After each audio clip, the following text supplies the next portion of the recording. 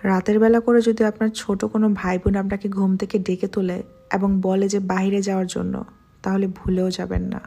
2 November 2022, রাত 2:45। আপি চলো বাইরে যাই। ছোট ভাই সাফওয়ানের ডাকে উঠে বসলাম। 2 হাতে চোখ কষলে দেখলাম চারপাশে অন্ধকার হানা দিচ্ছে। হালকা ড্রিম লাইটের আলোয় তাকিয়ে দেখলাম ছোট ভাই সাফওয়ান দাঁড়িয়ে আছে। তখনই টনক নড়ল। পরিবারের সবাই এখন ঘুমাচ্ছে। মার ঘরের দরজাও চাপানো।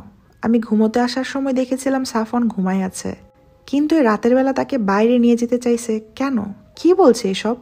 সাফওয়ানের বয়স 7 বছর। সঙ্গে সঙ্গে রাগ উঠে গেল। এদিকে ঘুমেও ছাড়ছিল না আমাকে। ধমক দিয়ে বললাম, মাথা নষ্ট হয়ে গেছে, যাও তো ঘুমাও। সাফওয়ানকে বের হতে বলে আবার কাঁথা মুড়ি দিয়ে শুয়ে পড়লাম। পরের দিন সকালে উঠে সাফওয়ানকে জিজ্ঞেস করলাম কি জন্য রাতে অমন করেছে সে। সাফওয়ান অবাক হয়ে বলল, আমার তো তেমন কিছুই মনে নেই আপি। আমি অবশ্য জানতাম প্রায় সাফওয়ান দুঃস্বপ্ন দেখে জেগে যায়, কিন্তু তারপর আর কিছু বলতে পারে না। হয়তো এবারও তাই ঘটেছে ভেবে ভুলে যাওয়ার চেষ্টা করলাম। 3 নভেম্বর রাত 2:45। গতকাল রাতের ঘটনায় আবার পুনরাবৃত্তি হলো। আপনারা শুনছেন মাইশাস টাইনি ওয়ার্ল্ড। এ ধরনের গল্প শুনতে আমার ফেসবুক পেজে ফলো দিয়ে পাশে থাকতে পারেন। ঠিক 2:45-এ সাফওয়ানের ডাকে আমার ঘুম ভাঙল। এবার প্রচণ্ড ভয় পেলাম। একই সময় কেন সাফওয়ান আমার ঘরে আসে? ডুব গিলে সাহস নিয়ে বললাম, চলো যাব। সাফওয়ানের সাথেই আসলাম। আমিও দেখতে চাই ও কোথায় নিয়ে যাবে। এই রাতের বেলা ভয়ের থেকে বেশি কৌতূহল কাজ করছে। মার ঘরে উকি দিয়ে দেখলাম ঘুমিয়ে আছে। সাফওয়ান হাঁটছে এমন করে যেন এখন দিনের বেলা। আর এখন বাইরে যাওয়াও অস্বাভাবিক কিছু না। আমার বুক ধকপক করছে। গ্রাউন্ড ফ্লোরে এসে দেখি গেটে তালা দেওয়া নেই। সাফওয়ান গেট খুলে আমার হাত ধরে বের হলো। আমরা এখন ফুলবাড়িয়া পুরাতন বাস স্ট্যান্ডে দাঁড়িয়ে আছি। আমি চমকে তাকিয়ে আছি ওর দিকে। রাস্তায় এখন কেউ নেই। তাহলে সাফওয়ান যাচ্ছেটা কোথায়? জিহ্বা দিয়ে ঠোঁট ভিজে সাফওয়ানকে জিজ্ঞেস করলাম, ভাইয়া কোথায় যাচ্ছ তুমি? সাফওয়ান কথা না বলে আমাকে নিয়ে হাঁটতে হাঁটতে কিছুটা সামনে এসে পড়ল। সাফওয়ান হাড়হিম শীতল কণ্ঠে বলল, রেল ক্রসিংয়ে।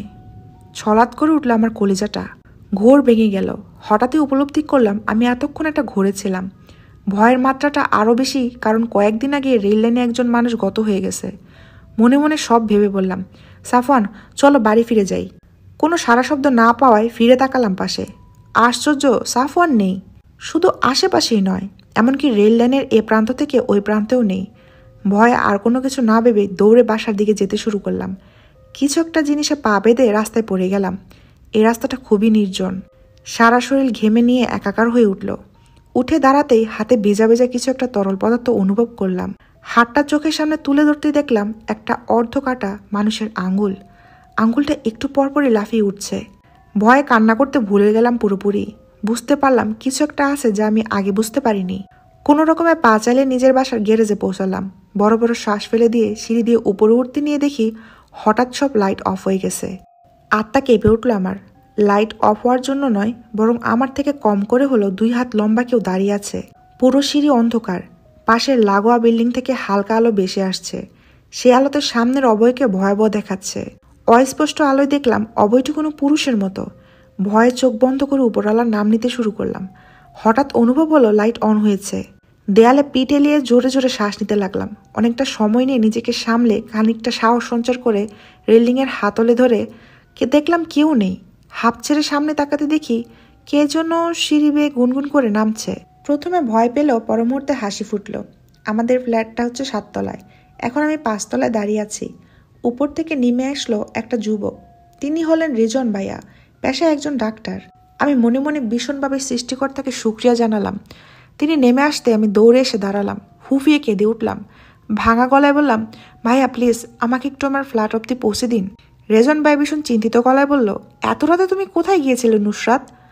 আমার কান্নার ব্যাগে কিছু বলতে পারছিলাম না।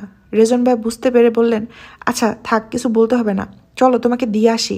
সেই রাতে আমার ফ্ল্যাট অব্দি পৌঁছে দিয়ে চলে গেল রিজন ভাইয়া। আমি ঘরে ঢুকে তাজ্জব বনে গেলাম। সাফওয়ান চুপটি মেরে নিজের রুমে ঘুমাচ্ছে। বিরাট সন্দেহ মনের কোণে জমাট বেঁধে রইল। বিছানায় শুয়ে হাজারো চিন্তাভাবনা করতে করতে ঘুমিয়ে পড়লাম। ঘুম যখন ভাঙলো, ড্রয়িং রুমে দেখলাম রিজন ভাই বসে আছে। ওনাকে দেখে বোঝা যাচ্ছে না কাল রাতেও যে আমাদের দেখা হয়েছে। আমি কৌতূহলবশত বলেই ফেললাম, ভাইয়া আপনি কাল রাতে কোথায় যাচ্ছিলেন? রেজন ভাইয়া পিছনে ফিরে ব্রু কুঁচকে বলল, কোথায় যাচ্ছিলাম মানে? ওই যে আমাকে রাত 3টায় ফ্ল্যাটে পৌঁছে দিয়ে আবার নিচের দিকে গেলেন যে। রিজন ভাইয়া মুখ ভর্তি অবাক নিয়ে বলল, কিছুই যেন বুঝতে পারছে না। অবাক করা কণ্ঠে বলল, এসব কি বলছো নুসরাত? আমি তো কাল সারা রাত হসপিটালে নাইট ডিউটিতে ছিলাম, নিঃশ্বাস ছাড়ার সময়টাও পাইনি। আজ সকাল 6টায় বাড়ি ফিরেছি, ঘুমিয়েছিলাম, কিন্তু আন্টি তোমার জ্বরের কথা বললো বলেই তাড়াতাড়ি আসলাম। আমি হাঁ করে তাকিয়ে আছি, কিছুই বুঝতে পারছিলাম না। তবে কি কাল রাতে রিজন ভাইয়ের অবয়ে অন্য কেউ এসেছিল?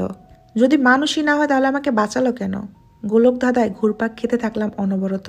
নানান চিন্তাভাবনায় আনমনে নিজেকে বললাম, স্বপ্ন নয়, এ তো এক অদৃশ্য ঘোর। আজ 5 মাস পার হয়েছে সেই ঘটনার।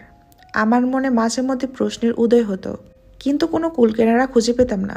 প্রতি রাতের মতো আজও নিশ্চিন্তে মনে ঘুমালাম। টিকটিক আওয়াজ করে ঘড়ির কাঁটা জানান দিল 2:45। হঠাৎ কারো ডাকে উঠে বসলাম।